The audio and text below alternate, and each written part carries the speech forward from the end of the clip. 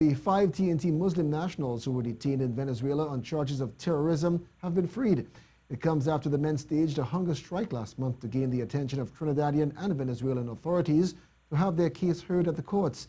There's no word on when the men will actually return home, but attorney-at-law Nafeesa Mohammed, who has been representing the men for the duration of their detention, says they are content for now. Justice has prevailed. Here's Stacey and Providence with the report. I am a happy mother today, the most happiest mother alive today. Once again, I thank you. I will break down and cry, but not crying for sadness, crying for joy. To meet my son in Piaco Airport is the greatest thing that could ever happen to me in my life right now. A mother's sigh of relief on hearing the news that she will soon be reunited with her son. At 12:30 a.m. on Saturday, a Venezuelan judge ruled in favor of the 5 T&T nationals who were imprisoned in Venezuela facing terrorism charges, ending a nightmare that lasted 2 years and 7 months. The men, Wade Charles, Dominic Pitilal, Asim Lukman, Andre Battersby and Leslie Daisley, were arrested while on a visit to Caracas in 2014. Leader of the Islamic Front, Umar Abdullah, thanked government for their role in freeing the men. As he said, recent bilateral talks between Prime Minister Dr. Keith Rowley and Venezuelan President Nicolas Maduro fueled the process.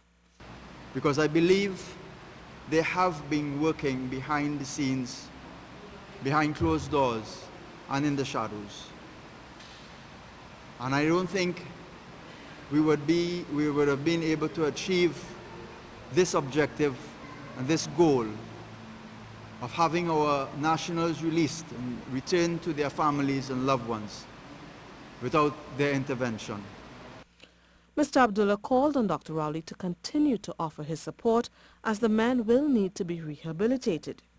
I'm calling on the government of Trinidad and Tobago to put whatever mechanism, whatever measures that they need to put in place to properly receive our men, our nationals, and to make easy for them to reintegrate back in our society.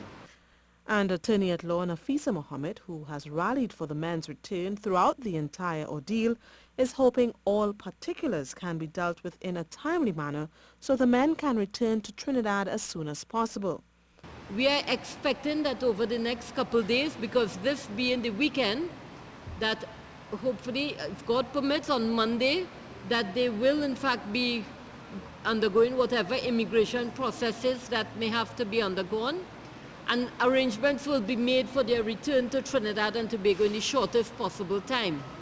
Throughout the duration of the men's detention, the Muslim community has lobbied tirelessly for their release, staging protests, delivering letters to government officials and the Venezuelan embassy, and pleading with both Kamla Persad-Bissessar and Dr. Rowley to intervene.